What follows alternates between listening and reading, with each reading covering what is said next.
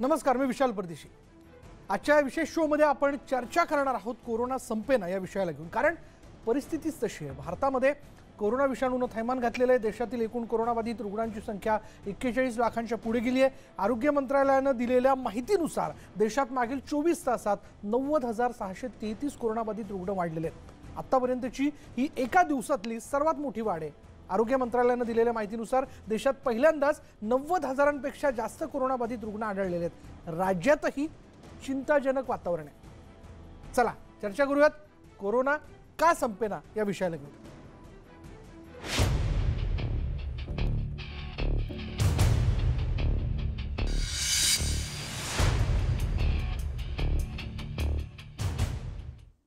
Corona संसर्गाच्या विषयाला घेऊन राज्यातल्या एकूणच परिस्थितीचा आपण आढावा घेणार आहोत।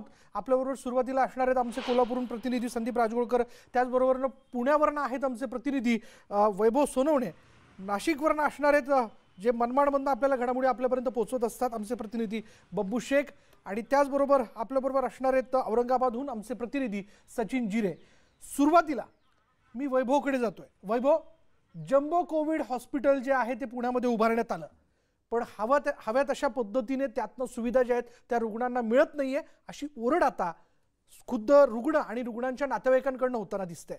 काय नेमकी कारण आहे की ज्या पुण्यातनं कोरोनाच्या संसर्गाला सुरुवात झाली तिथे अजूनही कोरोना नियंत्रित का होत नाहीये? विशाल, सरळ सरळ आहे। ज्या पद्धतीनं प्रशासनानं भूमिका घ्यायला हव्या होत्या, वठवायला हव्या होत्या, त्याच्यामध्ये गडबड झाली हे निश्चित आहे। एक जम्बो कोविड हॉस्पिटल सारखं हॉस्पिटल उभं करताना त्याच्यामध्ये पालकमंत्र्यांनी 3 एजन्सीज आणल्या। टेंडर PMRDAनं केलं, चालवायला खाजगी संस्थेला दिलं आणि त्यासाठीचे पैसे महापालिकेने दिले। या सगळ्या पार्श्वभूमीमध्ये कुणीही कुणाला आन्सरेबल नाहीये। जी संस्था किंवा ज्या खाजगी लाईफ केअर संस्थेला जम्बो कोविड चालवायला दिलं होतं त्यांनी सुरुवातीचे 8 दिवस आपण काय करतोय, किती डॉक्टर्स तिथे बोलवलेत, किती पॅरामेडिकलचा स्टाफ आहे याची कुठलीही नोंद ठेवली नाही। ते तिथे येत आहेत का याची चाचपणी कुठल्याही सरकारी यंत्रणेनं म्हणजे ना महापालिकेने केली ना PMRDAने केली। परिणाम असा झाला 8 दिवसांमध्ये 10 मृत्यू त्या ठिकाणी झाले। औषधं जी आहेत ती मिळत नसल्याच्या ऑडिओ क्लिप आतमधल्या डॉक्टरांच्याच व्हायरल झाल्या। ज्या आपल्या नीतिमत्तेने तिथं काम करत होत्या त्यांना उलटसुलट उत्तरं देण्यात आली, काही डॉक्टरांनी राजीनामे दिले। हे सगळं झालं। पांडुरंग रायकर सारख्या एका पत्रकाराचा मृत्यू झाला आणि तरीसुद्धा प्रशासन जे आहे त्याचे केवळ काही त्रुटी आहेत, काही अहवाल येतील आणि त्यावरती काम करू याच मानसिकतेमध्ये। मुळात कोरोनाची सुरुवात पुण्यात झाल्यापासून प्रशासनानं आक्रमक व्हायला हवं होतं। ते सुरुवातीच्या काळामध्ये प्रशासन ज्या आक्रमकतेनं काम करत होतं ते पाहता मध्यंतरी काही बदल्या अजित पवारांनी केल्या, ज्याच्यामध्ये पुणे महापालिकेचे आयुक्त बदलले। आयुक्त बदलल्यानंतर तरी परिस्थिती सुधारली का असा प्रश्न होता, तर अजित पवारांनी काल लॉकडाऊन लवकर उठवल्याचं जाहीर मान्य करत त्याची सगळी जबाबदारी ही पुण्याच्या व्यापाऱ्यांवरती टाकली। म्हणजे एकूण या सगळ्या परिस्थितीमध्ये नेतृत्वाचा अभाव जो आहे तो दिसतो। ज्यानं कोणी खंबीर निर्णय घ्यायला हवे होते त्या निर्णयाशी बरोबर किंवा चूक असताना सुद्धा अतिशय ठामपणे त्याच्यावरती कायम राहायला हवं होतं। तसं होताना फारसं दिसलं नाही। प्रशासनात सातत्यानं बदल होत राहिले, त्याच्यामुळे एकाचं नियंत्रण जे ते येऊ शकलं नाही। आणि अनलॉक केल्यानंतर सुद्धा ज्या पद्धतीनं तयारी करून अनलॉक करायला हवं होतं तशी ती झालेली दिसत नाही। लोकांमध्ये सगळ्यात महत्त्वाचं म्हणजे सामाजिक अंतर ठेवण्याबाबत, मास्क वापरण्याबाबत, सॅनिटायझर वापरण्याबाबत किंवा सगळ्यात महत्त्वाचं म्हणजे सामाजिक अंतर ठेवण्याबाबतची जी जनजागृती होणं अपेक्षित होतं त्यासाठीचे मोठे पर्याय जे आहेत ते उभे करणं गरजेचं होतं, मात्र ते होताना दिसत नाही। सुरुवातीच्या काळामध्ये पुणे महापालिकेच्या आरोग्य विभागानं खरंच कौतुकास्पद काम केलेलं होतं। अगदी 8 लाख घरांमध्ये जाऊन सर्वे केलेले होते। महापालिकेचे अनेक कर्मचारी जे आहेत ते स्वतः इन्फेक्ट झालेले होते। अगदी आरोग्य अधिकाऱ्यांपर्यंतचे अधिकारी जे आहेत ते स्वतः बाधित झालेले होते, मात्र ते सुद्धा परत बरे झाल्यानंतर तातडीने फील्डवर परतले। काम अनेक अंगाने अनेक जणांनी केलं, मात्र याच्यामध्ये जी सुसूत्रता हवी होती ती नेतृत्व अभावी दिसली नाही किंवा अजूनही दिसत नाही। प्रशासनामध्ये वैभवती दिसून आली नाही आणि म्हणून अजूनही पुण्यातली कोरोना संसर्गाची परिस्थिती नियंत्रणात येताना दिसत नाही। मी जाणार आहे कोल्हापूरमध्ये। संदीप, मुख्यमंत्र्यांनी फेसबुक लाईव्ह मध्ये बोलताना असं म्हटलं होतं की आता यापुढे आपल्याला आपलं काम सांभाळून कोरोनासोबत जगण्याची सवय लावून घ्यावी लागेल, आपल्याला सगळी काळजी घ्यावी लागेल असंही त्यांनी म्हटलं होतं। पण आता याचा संसर्ग इतका वाढत चाललाय की आता या विषयाबद्दल सर्वसामान्य माणसाला बोलण्याचा देखील वीट आलाय। पण अजूनही तसं बघायला गेलं तर कोल्हापूरमधली परिस्थिती नियंत्रणात येत नाहीये, तिथं नेमकं काय कारण? एक तर सगळ्यात महत्त्वाची पहिल्यांदा गोष्ट सांगायला लागेल की कोल्हापूर आणि सांगली या दोन्ही जिल्ह्यांमध्ये आता संसर्ग वाढायला सुरुवात झाली आहे, हे नाकारता येत नाही. आता हॉटस्पॉट बनत चाललेले आहेत. अनेक भाग, अनेक गावं असतील, अनेक शहरं असतील. विशाल, महत्त्वाची गोष्ट म्हणजे ई पास ज्या वेळेला रद्द झाला, तो ई पास रद्द झाल्यानंतर फक्त कोल्हापूर जिल्ह्यामध्ये जवळपास 55,000 वाहनं 24 तासांमध्ये आली. म्हणजे आपण फक्त विचार करू शकतो मुंबई, पुणे, कर्नाटक, गोवा, कोकण या भागामधून कोल्हापूरमध्ये येणाऱ्या नागरिकांची संख्या किती होती असणार ते. आतापर्यंत जर विचार केला, कालच आपण बातमी दाखवली, आजऱ्यामध्ये एका महिलेची रस्त्यावर प्रसूती करण्यात आली. सगळ्यांना फटका बसतोय. अनेक आमदारांना, लोकप्रतिनिधींना फटका बसलेला आहे. पत्रकारांना देखील कोल्हापूरमधल्या अनेकांना फटका बसला आहे. आजही ते कोरोनाबाधित आहेत. मात्र कोरोना मुक्त होणाऱ्यांची जी संख्या आहे ती देखील दिलासादायक आहे असं म्हणता येईल. गेल्या 24 तासातला जर विचार केला विशाल, तर साधारणतः 700 रुग्णांना कोरोनाची बाधा झाली. मात्र 500हून अधिक रुग्ण कोरोना मुक्त देखील झाली. ही देखील एक दिलासादायक बाब म्हणावी लागेल. आता महत्त्वाची गोष्ट जी आहे ती आहे जम्बो हॉस्पिटलची. कारण जम्बो हॉस्पिटलची मोठी गरज कोल्हापूर आणि सांगली या दोन्ही जिल्ह्यांना आहे असं म्हणता येईल. कारण 2000पेक्षाही अजून बेड जे आहेत त्याची गरज आहे. आत्ता जर विचार केला तर अनेक कॉलेजेस असतील, सायबर कॉलेजसारखं किंवा शिवाजी विद्यापीठातल्या हॉस्टेल्स असतील, रुग्णालय असतील, सगळी बऱ्यापैकी फुल्ल झालेली आहेत. ग्रामीण भागामध्ये देखील हॉस्टेल्स उपलब्ध नाहीत, बेड्स उपलब्ध नाहीत. त्यामुळे साखर कारखान्यांनी आता बेड्स उपलब्ध करून द्यावेत, हॉस्पिटल्स तयार करावीत, अशी एक मागणी आता होऊ लागली आहे. काही कारखान्यांनी केलं आहे, पण कोल्हापूरचा जर विचार केला विशाल तर 22 साखर कारखाने आहेत. प्रत्येक कारखान्यानं जरी 100 खाटांचं कोविड सेंटर सुरू केलं तर जवळपास 2200 रुग्णांची एकाच वेळेला सोय होऊ शकते. आता जर विचार केला तर लॉकडाऊन तर परत शक्य नाही आहे केंद्राच्या आणि राज्य सरकारच्या नियमावलीप्रमाणे. मात्र कोल्हापूरचा विचार केला तर 2 तालुक्यांमध्ये म्हणजे गडहिंग्लज आणि कागल या 2 तालुक्यांमध्ये कडकडीत असा जनता कर्फ्यू पुकारण्यात आलेला आहे. नेसरी, बांबवडे, पेठ, वडगाव असेल, इस्लामपूर सांगलीतलं शहर असेल, अशा शहरांमध्ये कडकडीत असा 10 दिवसांचा जनता कर्फ्यू पुकारण्यात आलेला आहे. तरी देखील रुग्णसंख्या ही कमी व्हायचं काय मात्र नाव घेत नाही. 3 मंत्री आहेत. हसन मुश्रीफ ग्रामविकास मंत्री आहेत, पालकमंत्री सतेज पाटील आहेत आणि आरोग्य राज्यमंत्री राजेंद्र पाटील यड्रावकर. हे 3ही मंत्री सांगली जिल्ह्यात कोल्हापूर जिल्ह्यातले आहेत. सांगलीमध्ये विश्वजित कदम आहेत, जयंत पाटील आहेत. इतके तगडे 5 मंत्री असताना देखील या दोन्ही जिल्ह्यातली आकडेवारी का कमी होत नाही? त्याचं कारण असं आहे की सोशल डिस्टन्सिंगचा अजूनही अभाव आहे. मास्क नसताना सांगलीकर, कोल्हापूरकर अजूनही रस्त्यावर विशाल फिरतानाचं चित्र पाहायला मिळतंय.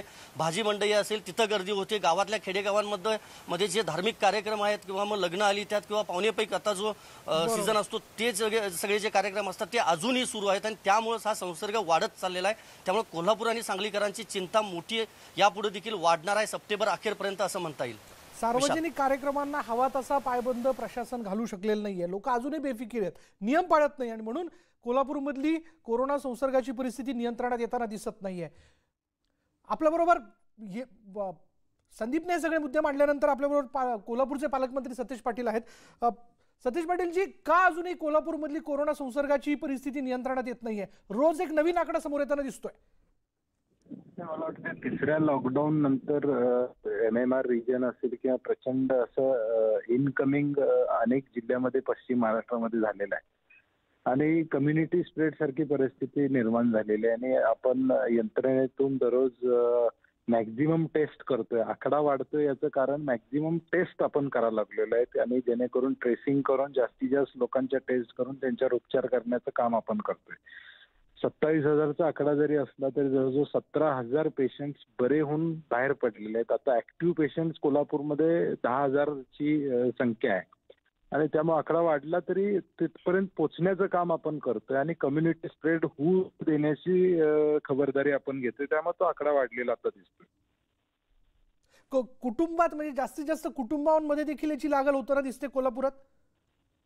नाही, आता कसं आहे की प्रत्येकानं माहिती सांगणं, कारण की आता कॉन्ट्रॅक्ट ट्रेसिंग मध्ये आम्हाला ज्यावेळी प्रशासनातले अधिकारी घरी जातात त्यावेळी अनेकदा अशी परिस्थिती आहे की लोक थोडी माहिती देताना मागं पुढे बघतात आणि म्हणून माहिती योग्य पद्धतीने मिळाली की तर त्या सगळ्या कुटुंबाला तो संसर्ग होणार नाही या दृष्टीनं कारवाई करणं शक्य होणार आहे. आणि म्हणून आता घर टू घर सर्वे हा आपला प्रामुख्यानं सुरूच आहे आणि ICUचे बेड वाढवण्याचं नियोजन आपण त्या ठिकाणी करतोय जेणेकरून कुणालाही व्हेंटिलेटर मिळाला नाही अशी परिस्थिती उद्भवणार नाही यासाठी आपण प्रयत्न प्रामुख्याने करतो आहोत. सतेज पाटीलजी, असेच आमच्याबरोबर थांबा. आमचा प्रतिनिधी संदीप राजगोळकर देखील आपल्याबरोबर आहे. संदीप, तुला काय विचारायचं आहे? एक तर पाटील साहेब तुम्ही सांगा की काल आजऱ्यातला प्रकार आपण बघितला की रस्त्यावर प्रसूती करण्यात आली. अनेक रुग्णालय अजूनही फुल आहेत, तिथं रुग्णांना एंट्रीज दिली जात नाही. आत्ताच आज सकाळची बातमी अशी देखील आली आहे की CPR रुग्णालयातले 17 व्हेंटिलेटर्स जे आहेत ते बंद अवस्थेत आहेत, ते अजूनही चालू करण्यात आलेले नाहीत. याबाबत प्रशासन किंवा राज्य सरकार नेमकं काय भूमिका घेते?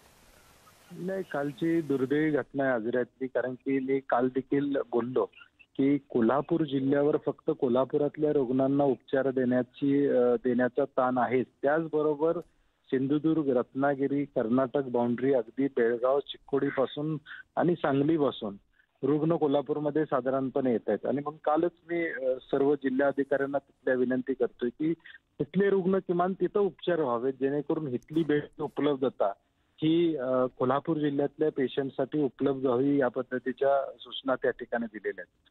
काही व्हेंटिलेटरचा विषय सांगितला, त्यामध्ये काही तांत्रिक अडचणी असल्यामुळे ते व्हेंटिलेटर कार्यान्वित झाले नव्हते, परंतु ते आज आणि उद्या निश्चितपणे कार्यान्वित होतील CPR मधले. धन्यवाद आमच्याशी बोलल्याबद्दल. महत्त्वाचे मुद्दे जे आहेत पालकमंत्री म्हणून सतीश पाटील यांनी स्पष्ट केलेले आहेत. व्यवस्थेत काही ठिकाणी अभाव आहे, लोक ऐकत नाहीयेत, अजूनही तिथले स्थानिक नियम पाळत नाहीये, म्हणून परिस्थिती कोरोना संसर्गाची नियंत्रणात येताना दिसत नाही. अधिक बोलणार आहोत, वेळ झाली का ब्रेकची. ब्रेक घेऊयात. पहा फक्त न्यूज 18 लोकमत.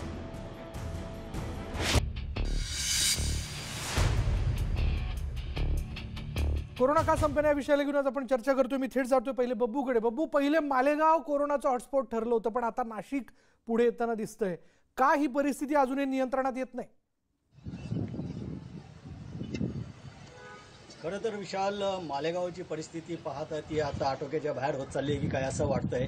कारण सुरुवातीला 8 एप्रिलला जेव्हा मालेगावात जी परिस्थिती पहिला रुग्ण सापडला होता, त्यानंतर पूर्व भागात कोरोनाने अक्षरशः कहर केलेला होता आणि त्याच्यानंतर शासकीय यंत्रणा कामाला लागली, त्यांनी हळूहळू कोरोनावर मात केली. मात्र आता परिस्थिती उलटी झालेली आहे. पश्चिम भागात कोरोनाने आता कहर सुरू केलेला आहे. रोज येथे मोठ्या प्रमाणात रुग्ण आढळून येत आहे. नाशिकची हीच परिस्थिती आहे. मालेगाव असो किंवा नाशिक असो, या दोन्ही ठिकाणी कोरोनाने आता कहर सुरू केलेला आहे आणि परिस्थिती हाताच्या बाहेर जाण्याची निर्माण झालेली आहे. एकूणच जर शासकीय यंत्रणांनी वेळेवर वेगवेगळ्या आणि चांगल्या उपाययोजना केल्या नाही तर कम्युनिटी स्पिरिट आहे तो वाढण्याची मोठी शक्यता निर्माण झालेली आहे. एकूणच आता मालेगावचा विचार केला तर इथे 114 लोकांचा बळी गेलेला आहे.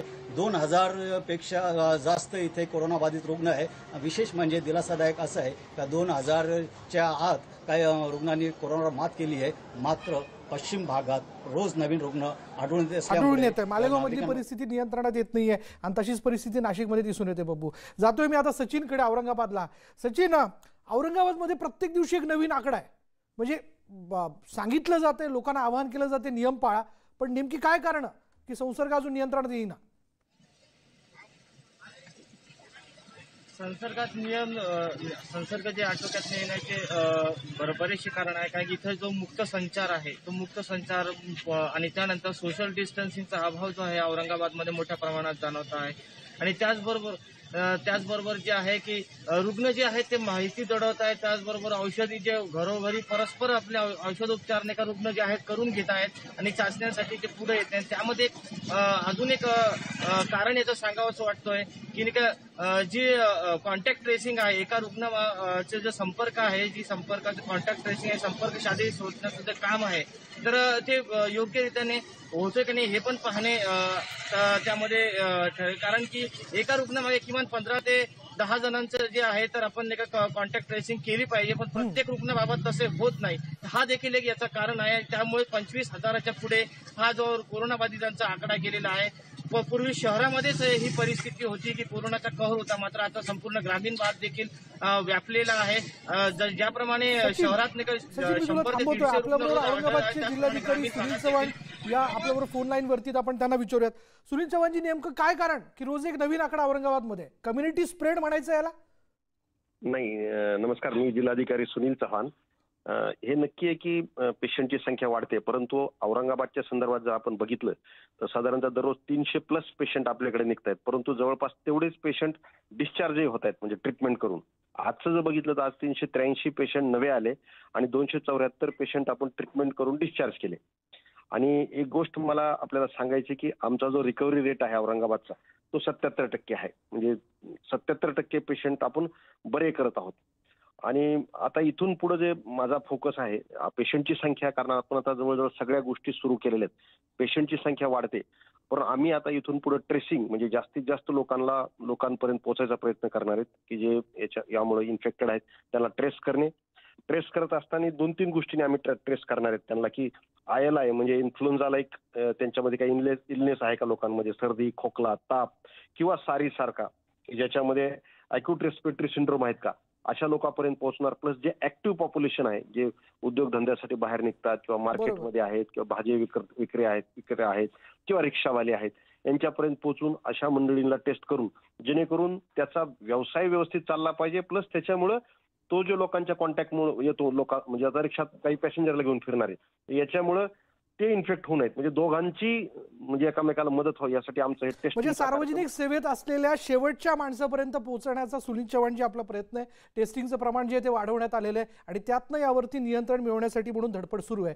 धन्यवाद, आपण न्यूज 18 लोकमतशी बोलला. त्याचबरोबर सगळ्या प्रतिनिधींची धन्यवाद की आपण आपापल्या जिल्ह्यातली परिस्थिती जी आहे तिथली आकडेवारी आज आपल्या या शोच्या माध्यमातून समोर आणलेली आहे. शेवटी जाता जाता मी एवढंच म्हणेन की पुन्हा एकदा काही नियम या संदर्भातले घालून देण्यात आलेले ते नियम आपण पाळणं फार आवश्यक आहे, कारण हे आपल्यासाठी आहे, ही सुरक्षा आपल्या कुटुंबासाठी आहे. आणि या संसर्गाला थांबवायचं असेल तर जेवढं आपण प्रशासनाकडे बोट दाखवतोय ना, तेवढंच आपण देखील स्वतःला त्या ठिकाणी ठामपणे उभं केलं पाहिजे आणि त्याला सामोरं गेलं पाहिजे. चला, कोरोनाला संपवण्याचा निर्धार करूया. आज इथेच थांबूयात. पहा फक्त न्यूज 18 लोकमत.